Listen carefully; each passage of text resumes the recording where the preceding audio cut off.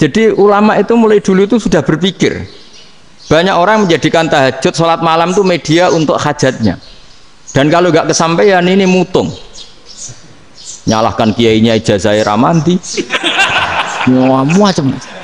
Daripada ngono ora usah apa? Tahajud turu. Dan jenis kayak ini tuh banyak. Makanya ulama kayak saya itu saenake dhewe itu ya jarak. Saya sering didolani muhibbin terus bilang, Gus saya doakan gini-gini saya mau nyalon bupati atau saya gini. Saya bilang gak waduh orang dongo, nak ramandi darani ulama dongane ramandi. Nak mandi kamu jadi bupati tetap nganggep karena beli. Sopo sing ora bupati saya juga beli. Ribet kan? Ketika mereka jadi ngunsurkan doa kamu apa karena kemarin beli? Yang beli maksudnya nggak beli nggak usah tersinggung. Jadi ribet ngadepin. Nggak artinya gini loh, boyo doa itu jangan dipakai begitu loh.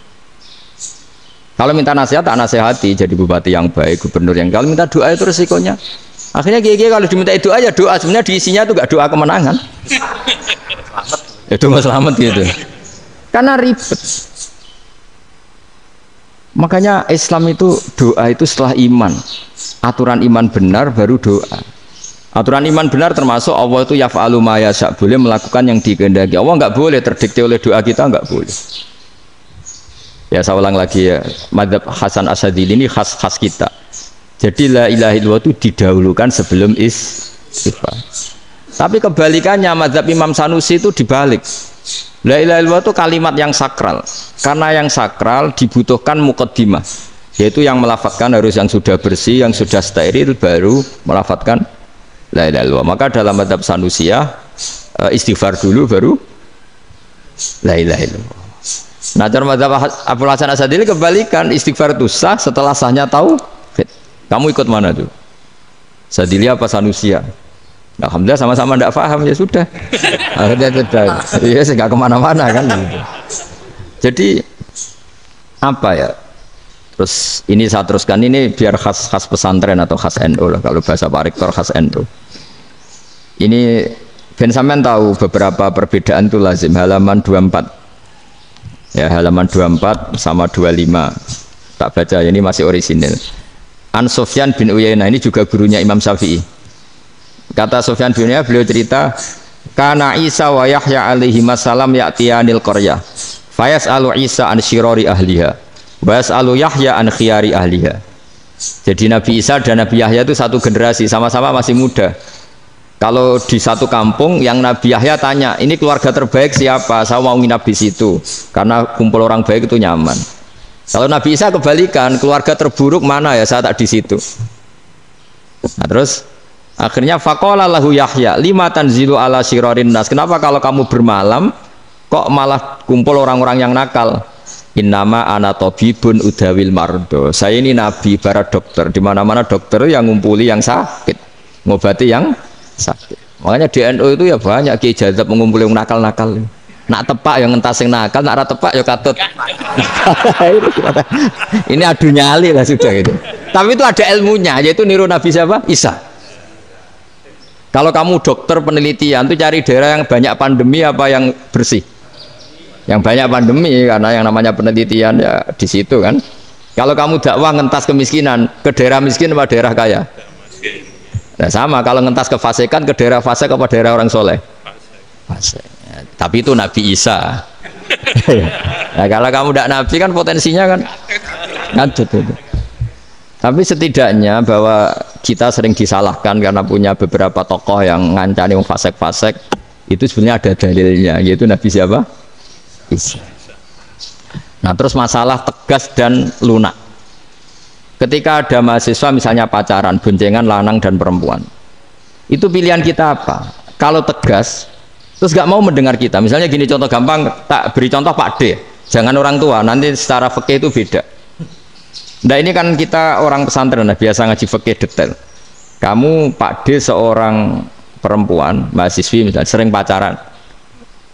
Setiap ke situ sama pacarnya kamu diam saja. Padahal kamu dosen keislaman. Mesti pawanaan kamu nyimpulkan, ternyata pacaran itu tidak apa-apa. Buktinya Pak D itu tidak negur, menengahi. Ini berarti as-sukut alal mungkar. Tapi kebalikannya, Pak Dene terkenal keras. Nak rono mesti ada aku ponaan. Akhirnya yura rono. Mesti ngerti nak mesti diamuk. Nah, dua orang ini sama-sama gagal kan? Yang lunak menjadikan ponaannya pacaran terus karena enggak negur sehingga dikira membolehkan. Sing keras juga enggak sempat bina wong rono era wani. Akhirnya dua orang ini sama-sama enggak ketemu, sama-sama enggak berkesempatan membina kan? Gagal membina kan? Karena yang keras ponaannya enggak pernah situ, berarti enggak bisa bina kan? Yang lunak membiarkan berarti juga ada bina. Nah, Islam itu antara dua itu. Ya agak terlalu lunak, enggak terlalu keras. Karena kalau terlalu keras, misalnya ada kiai terlalu keras, lu masyarakat mau tanya itu gimana? Lari kan? Lu saya ini punya pengalaman pribadi. Saya ini kan kecelok orang alim. Itu kalau pernah ya saya itu berusaha ya pokoknya ya umumnya orang alim lah. Tenang, terus anteng, enggak gejlok-gejlokan. Itu enggak ada yang tanya. Saya mimpi ketemu beberapa ulama itu disalahkan. Terus umat saya kalau mau tanya itu ke siapa? Wong alim wis wibawa, meneng tambah banget wibawan. Bala Quran sering gojlok rektor macam-macam. Terus wong wanita kok saya biasa ke pasar pandangan dicegot orang. Gus, putri saya itu sering keluar darah tapi melebihi batas haid gini-gini. Kalau badhe sowan jenengan, gak usah sowan ning kene mbek ngadeg-ngadegan. Terus tanya, yang haid berapa hari, Gus? Ya supaya rudat ilal adat sebelum dia punya penyakit istihadah itu berapa? 6 hari ya sudah, kembali 6 hari lainnya mustahadah, tetap sholat, tetap normal. Tapi kalau saya wibawa mau pasar go tasbih dulu. Iku mesti wong salaman njaluk donga yakin. Tapi baru kayak rada uraan ketemu wong-wong, dul pening ndi? Mak pening ndi? Gus beneran Gus ketemu jenengan kula wingi badhe tua kok. Ini tanya. Jadi uraanku itu amdan. Lho nek sampean asli. Asli uraan. Karena ndak uraan lah tetap ndak wibawa kan. Jadi baru kayak uraan itu ya banyak. Saya itu kalau ngantor di Jogja itu banyak orang yang tanya. Ya biasa tuh tanya macam-macam. Karena saya uraan. Ke pasar ya orang, bahkan di bis sering ketemu orang, wah beneran Gus kalau badhe sowan jenengan badhe tanya ini. Ya sudah di sini aja. Jadi semua itu diilmoni. Nah, Nabi itu punya sisi yang dua-duanya jalan. Memang beliau luar biasa, dipilih Allah yang luar biasa. Nabi ketika wibawa itu banyak sahabat yang bahkan mengenali wajahnya aja tidak bisa. Ka'anna ala ru'usihim at-toir. Bayangannya seakan-akan di kepalanya itu ada burung yang takut terbang, saking antengnya. Tapi Nabi sekali mengeluarkan job, sekali santai, itu sahabat tanya itu sampai yang nggak pantas ditanyakan. Nabi saya tadi kumpul istri saya, tapi tidak inzal itu wajib mandi ndak. Aro'aita law anna ahadana ya'ti imro'atahu walam yunzil. Itu ya ditanyakan. Nabi mun kumpul itu betul sakit inzal sepundi. Guys betul lagi. Terus ya ada yang tanya macam-macam. Ini saking ada sahabat dipanggil Nabi tambah lari, dipanggil lagi tambah lari. Pas jenengan nyeluk, oh pas kalau kumpul bojo kula. Lah kula kuatir jenengan orang suci, saya belum mandi, makanya saya lari. Nabi ngendikan innamal mukmin thahir, ya nak masalah ketemu kiai ra apa-apa ijek junub. Sementing kok nak salat ya adus sik. Tapi Nabi sekali pakai mazahirul jalal, tapi pakai wibawanya, itu orang nggak berani ngomong. Tapi sekali Nabi rileks, itu orang bisa tanya apa saja, termasuk halal yang nggak pantas. Ada sahabat itu tanya lucu, tanya Maimunah. Maimunah itu ya cantik tapi sudah agak tua lah. Maimunah, ya umal mukminin, hukumnya ngambung bojo pas Ramadan piye? Wah gak roh aku, gak tahu diambung kan Nabi pas Ramadan. Tanya Saudah, wah malah orang-orang diambung. Kalau Saudah itu kan wis tuwa itu. Lucunya istrinya jawab, tanya Aisyah yang mungkin Nabi. Iya, yang mungkin tanya Aisyah. Itu yang usul ya istrinya Nabi Maimunah. Selalu Aisyah. Tanya Mbak Aisyah. Ya Amirul ya umal mukminin gini-gini. Wah Aisyah yang cantik masih perawan kan. Qabbalani Rasulullah bahwa oh Nabi biasa ngambung-ngambung pas Ramadan dan beliau tetap puasa. Akhirnya fakih ngarang kan wa takbil fi Ramadan wa tublah la tubtilu shauma ngambung ora. Iku udah biasa di sini. Ya nasi bojone ayu. Nah ini artinya seasik itu gitu. Jadi garwane Nabi sing ngrasa rodok tuwa. Wah, aku ora tahu. Kok Aisyah. Serilek itu dulu itu. Maksudnya orang-orang Islam pertentangan itu. Makanya dia balik Semua ini bedanya orang pesantren sama orang kampus. Kalau orang kampus mau cerita agama itu rahmatan lil alamin, tapi nyontokno rileke ora iso. Agama itu rilek, tapi nyontokno rileke ora iso. Mergo ya rapati ngaji. Contohnya ora iso, dadi mau gawe kaidah kok Islam itu rahmatan. Jadi Nabi itu lah, Allah juga gitu. Allah itu kalau sudah memperlihatkan madzahirul jalal, itu mbok malaikat Jibril rawani.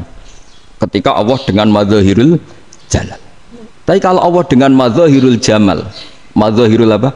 Jamal. Iku yo gojo-gojo kan ambek makhluke gojo. Yo buli-bulian cara sakniki.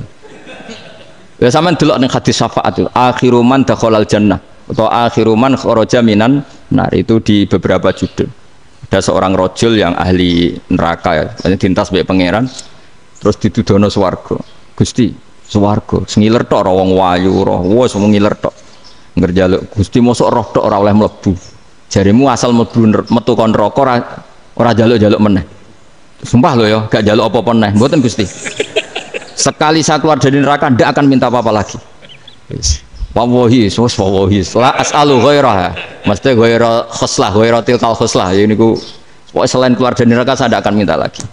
Didono swarga wong do kelon seru wibet kan. Sing bojone elek kan dendam dadi ning swarga. Swarga wis macam-macam. Gusti mosok roh tok ora oleh mlebu. Jarine ra janji ra njaluk meneh. Akhire ya wis didelokno neraka. Jadi pangeran jawabe gampang, didelokno neraka. Roh neraka begitu menyakitkan, begitu ngeri. Sudah Gusti saya tidak minta surga, sementing nggak masuk neraka. Rabbana srif anna adzaba jahannam. Setelah lama itu diadepno swarga njuk mlebu swarga, terus diadepno neraka. Akhirnya ya sudah. Saiki mlebu swarga gak apa-apa. Iku jawabe lucu. Atas taziu jenengan ngenyek kula. Mengkarwan ahli swarga kok mlebu swarga. Terus akhirnya mlebu swarga, kan mlebu swarga tamanna, sangen-angen sing mbok jaluk apa? Orang ngangen-angen yang indah-indah, laka wa asratu amsal, ya siku tak turuti wa asratu amsalih lan lipatan ke-10. Jawab wong lanang ya lucu, atas tazi ubi wa anta rabbul alamin. Jenengan pangeran kok ngenyekan. Maksudnya wis karuan aku ora pantes. Terus dari pangeran, la astazi ubika walakinni alama asya'u qadir. Aku gak ngenyek kowe, pancen aku pangeran. Nuruti kowe iku iso. Jadi Allah sendiri ketika dengan madzahirul jamal itu malaikat ya ono sing wani bantah. Masyhur itu kan malaikat sing bantah pangeran atas alufia mayufsidu fiha wasfikut. Karena Allah dengan madzahirul jamal. Yang paling masyhur Nabi Musa. Nabi Musa itu ketika Nabi Mi'raj. Nabi Mi'raj itu beliau kira-kira di langit keempat lah yang masyhur atau kelima. Ngelangkai. Nabi Musa nangis, ya Rabbi ini apa-apaan? Orang sing ja'a ba'di kemudian melangkai makom saya ini apa-apaan? Dan Nabi Muhammad kan apapun hebatnya kan junior. Kok melangkai makom saya ini apa-apaan? Enggak fair. Sampai Nabi Muhammad itu tanya gini sama Jibril. Reaksi Allah gimana ketika melihat Musa seperti itu? Jawab malaikat Jibril lucu. Ya rohiddatahu. Allah sapal gayane Musa. Biar. Jadi lucu. Ya dibiarin aja sama Allah. Tapi yang jenenge Nabi Musa itu kekasihnya Allah, tetap berkah bagi kita. Betul. Ketika setelah Mi'raj diwajibkan sholat 50, gentenan Nabi Musa kelihatan nabinya. Sebenarnya Nabi Musa itu sebetulnya loh, gak nguntungkan kita sebetulnya. Tapi yang nguntungkan, sebenarnya tidak niat nguntungkan kita, tapi nguntungkan. Nabi Ibrahim kan di langit ke-6, keren lah. Konti jong ketemu Allah ngeten-ngeten kan sholat seket. Karena Nabi Ibrahim terkenal Nabi baik, tidak bantah. Bareng Nabi Musa, kenapa diceluk pangeran? Kula kan salat ping 50. Inna ummataka la tutiku dalik. Wah, gak kuat umat. Serai-rai gak umatmu ora ngarah kuat 50 rokaat. Tapi sebenarnya Nabi Musa itu niatnya bukan membela kita. Fa inna ummati la umatku sing gagah-gagah ra iso meneh umat. Berarti sebetulnya ya, itu masih pakai gengsinya gitu. Wes ngono-ngono lah sementing kita untung. Ya, sebetulnya dia itu gak terima wong umat saya aja yang lebih kuat. Gak kuat apalagi umatmu. Nah terus sebutin irji ila rabbika fas'alhu takhfif. Itu berarti Allah dengan madzahirul jamal. Sudahlah, datang ke Allah minta keringanan. Allah itu baik. Minta, ambek Allah ya diringana mau 5 tok. Jadi cek 45. Balik ke Nabi Musa, piro 45, cek ra kuat umat. Wong umatku ora kuat. Dadi sebenarnya bilang umatku ora kuat. Lho cara Nabi Muhammad model wong Malang. Yo beda umatku mbek umatmu. Ribet kan? Beda. Lho Nabi Muhammad kan enggak seperti itu kan? Enggak punya akhlak Malang kan? Akhlak. Maksudnya akhlaknya mujur itu loh, akhlak yang baik gitu. Ya, akhlak yang mujur bukan yang Malang gitu. Jadi Nabi ya manut. Tinggal 40 kan, dikurangi lagi 35 sampai 9 kali kan. Masyhur itu. Ya kan kalau dikurangi 55 kan berarti turun naik kan 9 kali. Itu setelah 5 itu Nabi Musa aja usul, masih ragu. Itu cara Nabi munggah nentek. Ini entek. Terus iya ada tuntas betul. Bebas. Terus munggah ado-ado lha opo ngapain itu. Akhirnya Nabi Muhammad sudah sampun ya kalimah Allah, saya ini malu sama Allah Musa. Sudah 9 kali dan diturutin terus. Jadi Allah kalau dengan madzahirul jamal itu Nabi Musa biasa nego sama Allah. Tapi ketika Allah dengan madzahirul jalal itu Nabi Musa enggak berani. Yaitu di hadis syafa'ah. Hadis syafa'ah ketika manusia datang ke Nabi Adam, ya tuna Adam.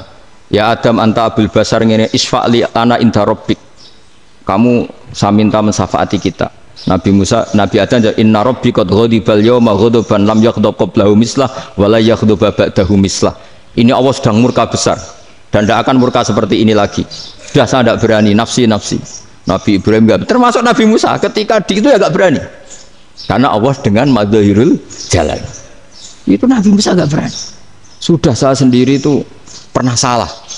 Yaitu saya membunuh seseorang yang enggak disuruh oleh Allah membunuh itu. Yang pas jotosi orang Kipti.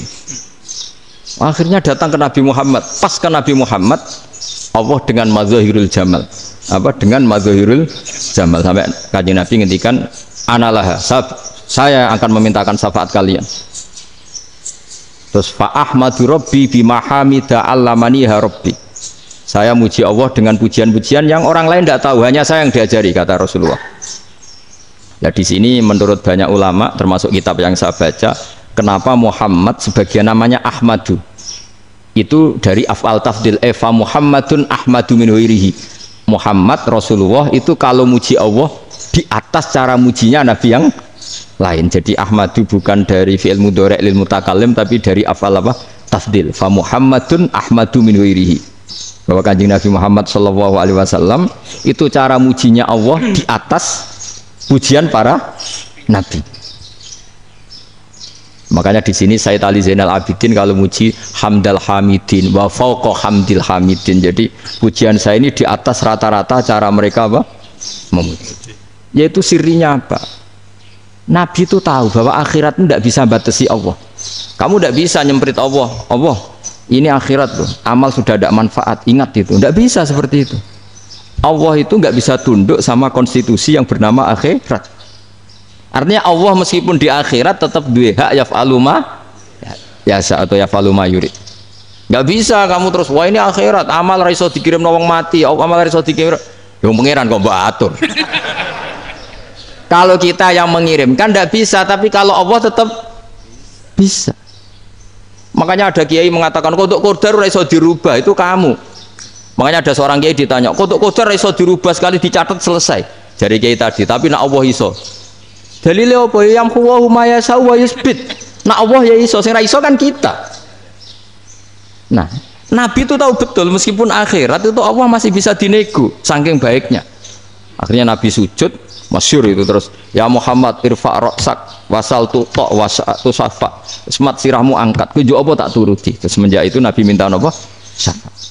Artinya apa? Ketika Nabi lain berpikir bahwa akhirat ini membatasi amal karena sudah Nabi tahu betul kalau Allah tetap Allah yang enggak terbatas kekuasaannya, enggak terbatas rahmatnya juga saat di akhir. Makanya disebut fa Muhammadun ahmadu min ghairihi. Makanya wa mubasysyiran bi rasuli ya'ti mim ba'di ismuhu Ahmad. Jadi makanya terus banyak GNO sing macam-macam lah. Ono sing potongane wedi terus hati-hati. Niku berarti makome Madhahirul Jalal. Ono sing amen guyon nek makome Madhahirul Jamal. Ono sing ra jelas ngene iki, sing ra jelas.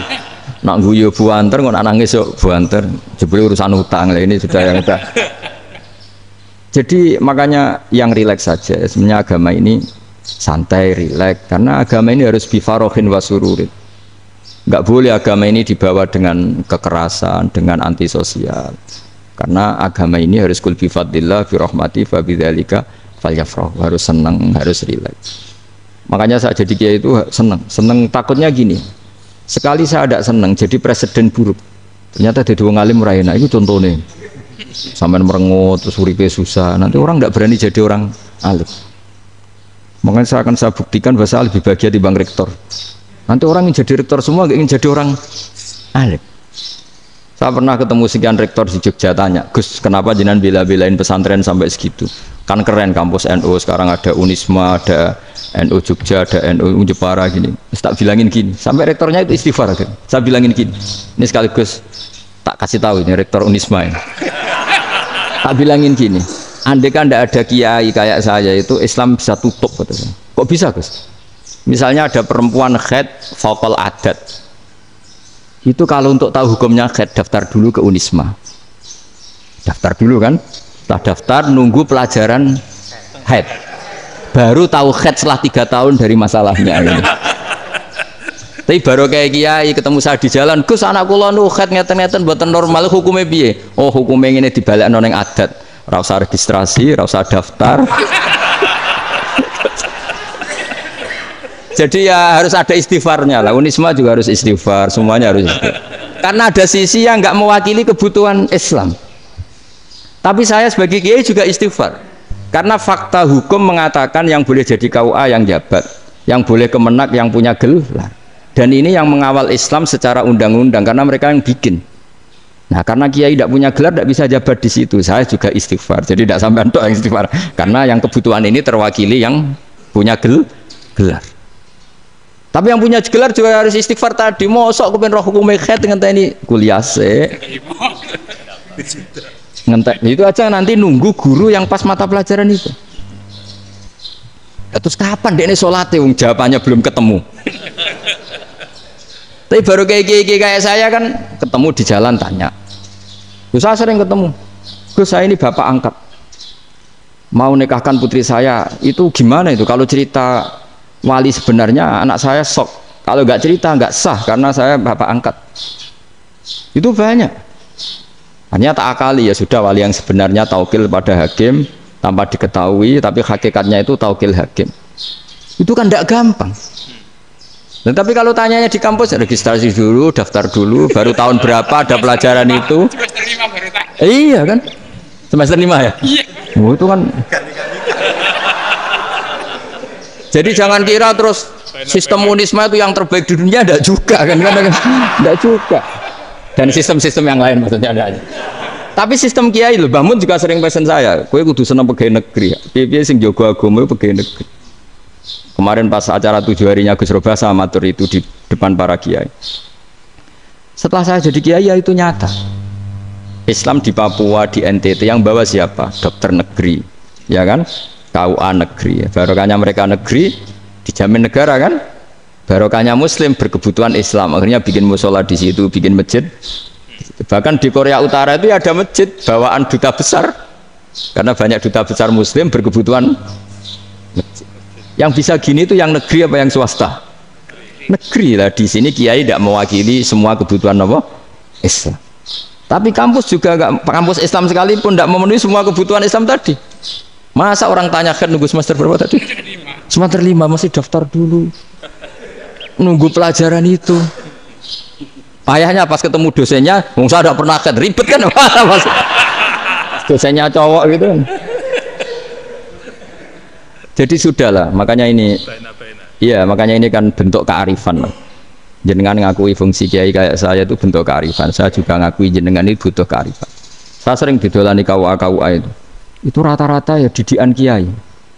Kompilasi hukum Islam itu banyak ya, janda cantik. Contohnya harus cantik, kalau jelek nggak mungkin terjadi kan. Ada janda cantik kebetulan suka kawin tapi takut zina. Seorang lagi suka kawin tapi takut. Itu seringnya gitu Pak Rektor. Jadi dia kawin bosen, bilang ke KUA, Pak saya sekarang mau nikah sama ini. Loh, tapi kamu mau punya suami. Ya tapi kan nggak tercatat Pak.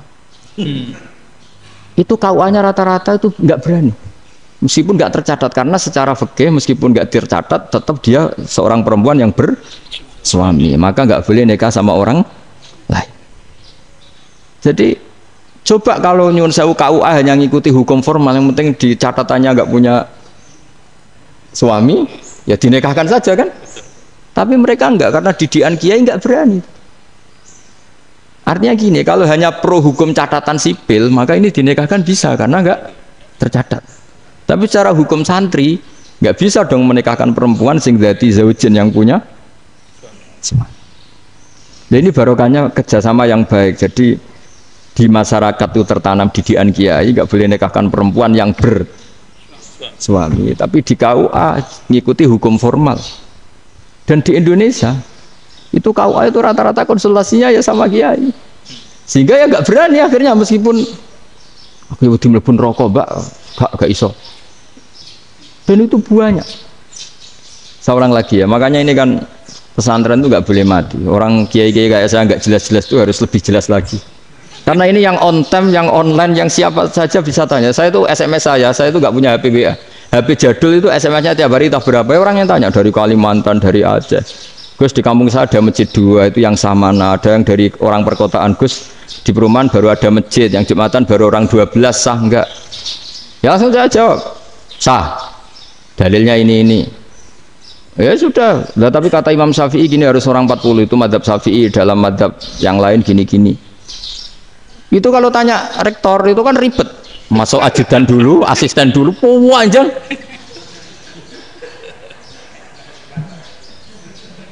Wah itu kan ribet kan? Manggil dosen dekan VAI, dipanggil dekan VAI nggak mau langsung jawab, cari dosen yang nekuni itu. Usul fikih saya nekuni itu baru seminar, nunggu dulu mbak, ini orangnya baru. Panjang kan? Bisa tutup Islam kalau kesuwen. Coba kalau tanya kiai kan nggak ketemu di jalan. Dulu Mbah Zubair kata Mbah Mun, saya termasuk santri yang diapresiasi Mbah Mun. Bisa Mbah Zubair yang ngono, anak nong takok pesuan gak oleh, gak takok neng kene.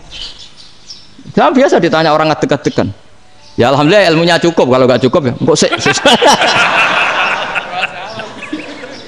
Jadi sebetulnya orang sopan itu ya agak-agak ada yang ditutupi sebetulnya.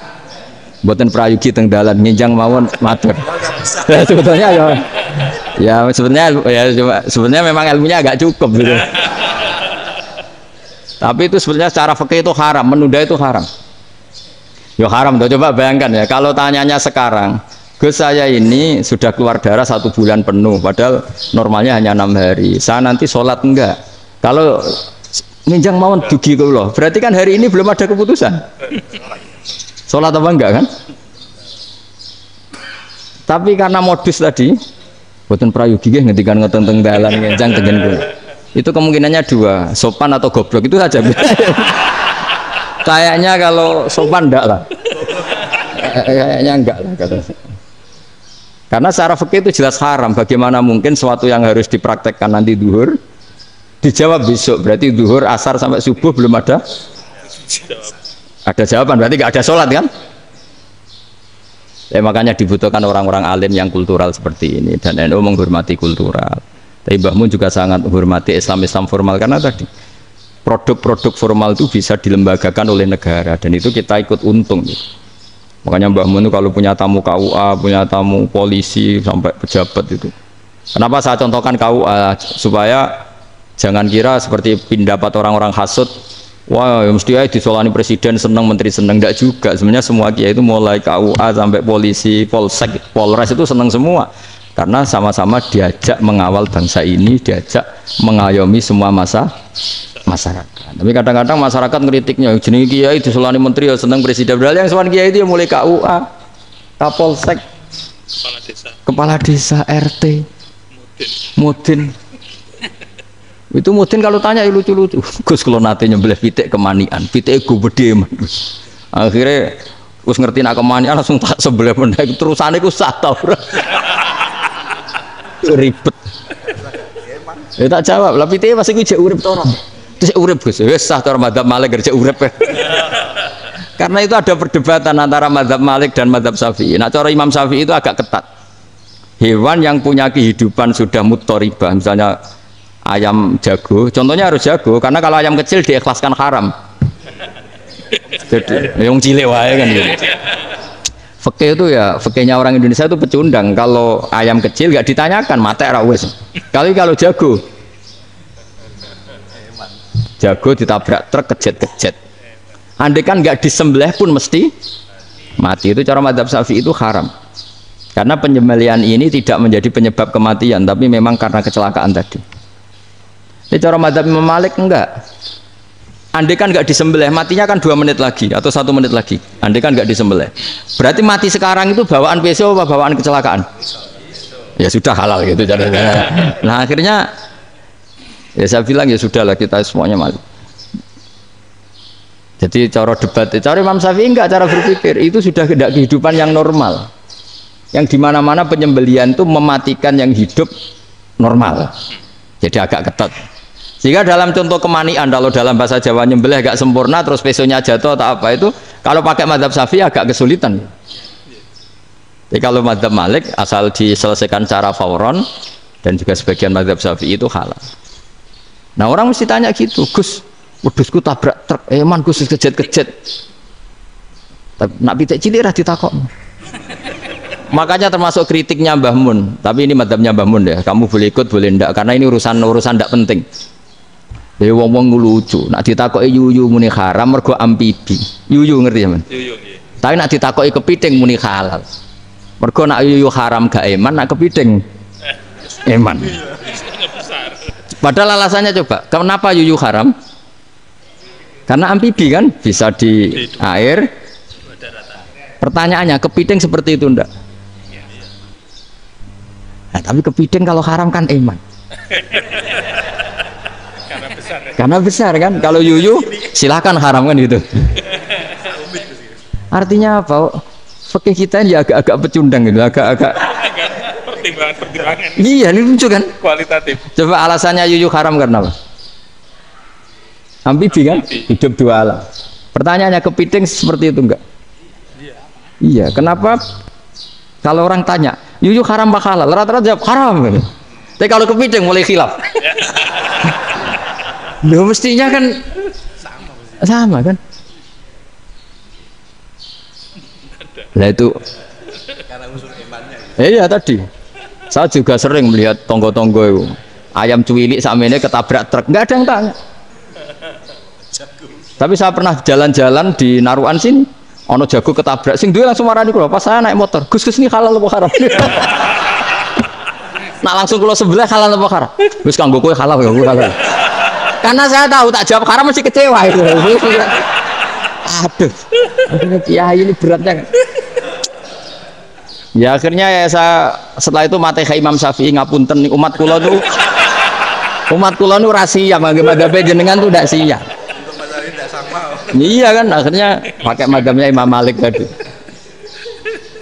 Ya tak Fatihah Imam Syafi'i ini mboten niat nglawan jenengan. Tapi ngobati tiang eman. Mergo pitike besar itu. Jadi ini kan ceritanya itu, makanya yang rileks saja lah, bahwa Islam ini yang rileks, yang menyenangkan, karena ya agama ini harus menyenangkan. Raditu billahi robba, raditu itu seneng banget, ridho itu puas, nggak boleh beragama pertuntungan terus emosinan, ya marem atau raditu itu marem, jadi yang nyaman. Ya saya kira demikian. Assalamualaikum warahmatullahi wabarakatuh.